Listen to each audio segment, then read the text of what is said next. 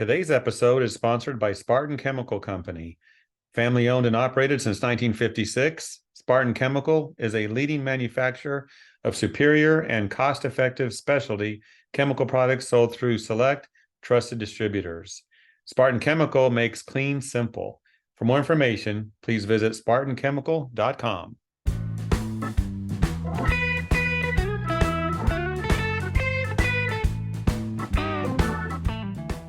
One of the activities that you can do in your marketing is called networking. But a lot of people wonder, how do I network? How do I go to an event and maximize the time there, meet people I can do business with, and make a difference with my company? Well, we have those questions, but we also have an expert here to help us with that. I welcome Dean Mercado, the CEO of Online Marketing Muscle, specializing in digital marketing coaching. Dean, how are you today? I'm wonderful, Jeff, and thank you once again for having me. I greatly appreciate it. Absolutely. Today's topic, I think about all the events I go to, and networking is huge, but I think it's undervalued or untapped to some people.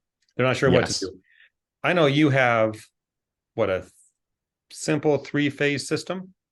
Yes, absolutely. Now it's easy. I call it easy, but it's not simple because you have to actually use it. So yes, I do. And I'll be willing to share that with you today. All right. Tell us all about it. Okay, certainly. So before we get in, I want to preface everything that we talk about today. You must understand that nothing happens in business without people. Networking is just a mechanism for allowing people to communicate well, communicate effectively. The better you get at networking, the better your results will be in your business, hands down, period. Now, that's coming from a guy who spent the last 20 years in digital marketing, online side of things. And I'm telling you, I've been a hard and avid networker that entire time because people are critical, the people element. So this easy system I have for you is one that you need to think of. Most people, they will say, okay, we got an event coming up. I'm going to go to the event, and they don't think about the event prior. They don't really do any preparation. They just go to the event, and then they come out of the event saying, wow, that kind of sucked. I really didn't get much out of it. I got a couple of business cards, but, nothing really big. The problem is because when you don't approach it systematically, you end up with lackluster result. That's just typically the way it is, unless you get lucky, or if you happen to be one of those dynamic networkers that you could just drop off an airplane in a foreign land and they're good to go. I'm kind of one of those people where I can kind of do that, but that didn't come naturally. That came through years and years and years of doing this stuff and executing well and thinking about how I was executing. So here's the 3-phase system that I'm speaking about. Every network event that you're planning on going to, right? There is a before, a during, and an after. Those are your 3 phases: before, during, and after. Now, what you do in those 3 phases is critical. So let's take on the before. Before is your planning and your preparation. That's what you got to look at. That's the planning and preparation. That's knowing as much as you could know about that event, knowing about the people who are going to be there. If it's a trade type show, what booths are there? Who's going to be there? Who do you want to meet? And why do you want to meet them? That's the critical element. It's also about thinking about, can I invite anybody to the event? Is there anybody that I want to connect with deeper that I might be able to invite and have them tag along with me? Should I bring anybody from my team to the event? Could they add any value to it? See, most people step into events and they're just thinking hard sell, hard sell, hard sell. And it makes people go, they want to just back, get away. So the more you plan before, the more ready you are for the event, the better it's going to be for you. For example, in the before phase, you also want to prepare your 30-second speech. What's your elevator speech? Right? What are you going to say when somebody asks you that dreaded question? Hey, what do you do? And I guarantee you somebody's going to ask you that. So if you're not ready to answer at least that question, you're going to have issues at that networking event. Don't let that be you.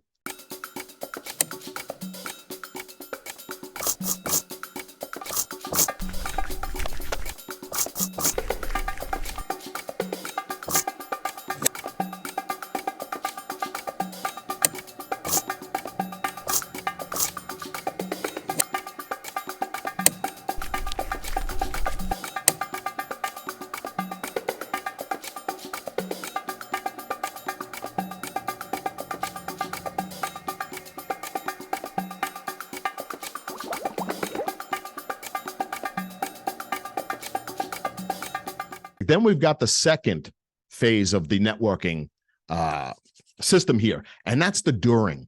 This is the execution phase. This is you executing your game plan, right? So a couple of quick tips that you're going to want to know. Number one, show up early.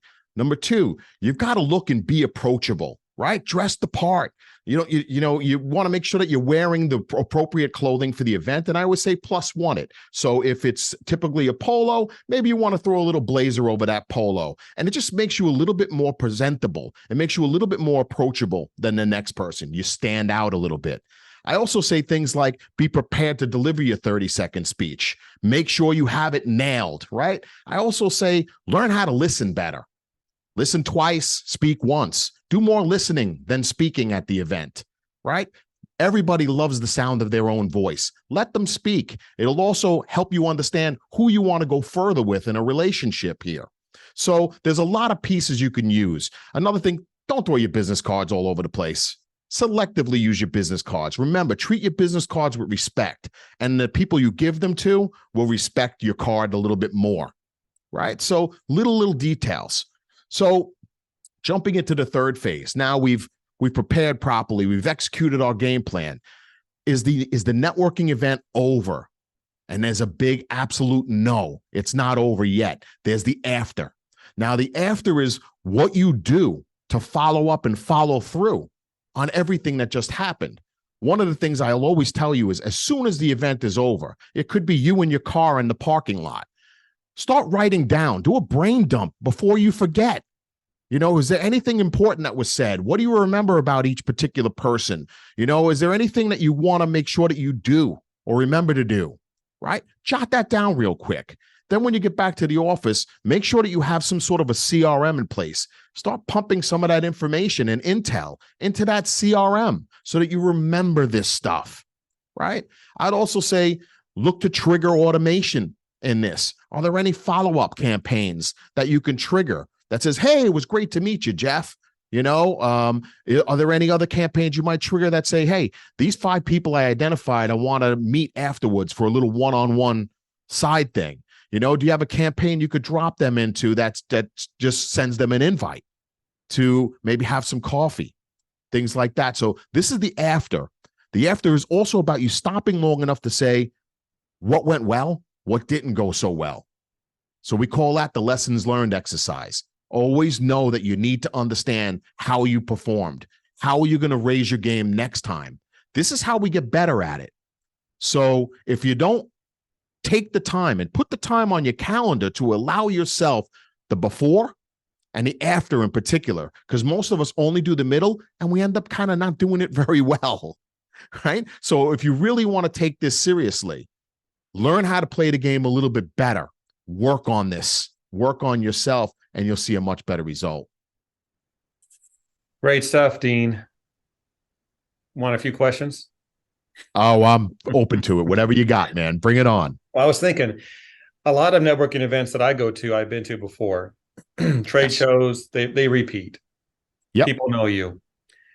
Any thoughts there on how you might approach it differently? Because from what you described is more of a cold call type situation. Sometimes. Well, one of the challenges that most of us fall into when we go to a regular type event like that is we fall into the same old. We end up in the same little corners talking to the same old people that we have no intention of doing anything with at any point. But our comfort zone drives us to lock down and waste a lot of time networking with people who we don't have intentions really on going further. Now, that's not always the case. Sometimes there are people you just want to see. You love that person. It's great to connect, but keep it in perspective. Set some time maybe after the main core event part where you two can get together for dinner, or you can get together over lunch, or, hey, let's plan to have breakfast before we go in. So there's all types of things, especially if you're not in your hometown, right? I typically would organize breakfast meetings. I would organize lunch meetings. I'd organize dinner arrangements, drinks, whatever it takes. And those could be 4 different groups of people that I'm connecting with throughout the day in that way. So don't allow yourself to limit yourself, because that's what happens when we fall into that comfort zone issue. right? Just because you know Susie from last time doesn't mean you should spend 5 hours talking to Susie, who you have no intention of doing anything with, no business to be had there, right? So this is why it's understanding your game plan is critically important. Setting goals, critically important. Knowing exactly what you want and why you want it. I've been to a few of these recently. Sure. I hand them my business card and they go, "Oh, I don't have a business card.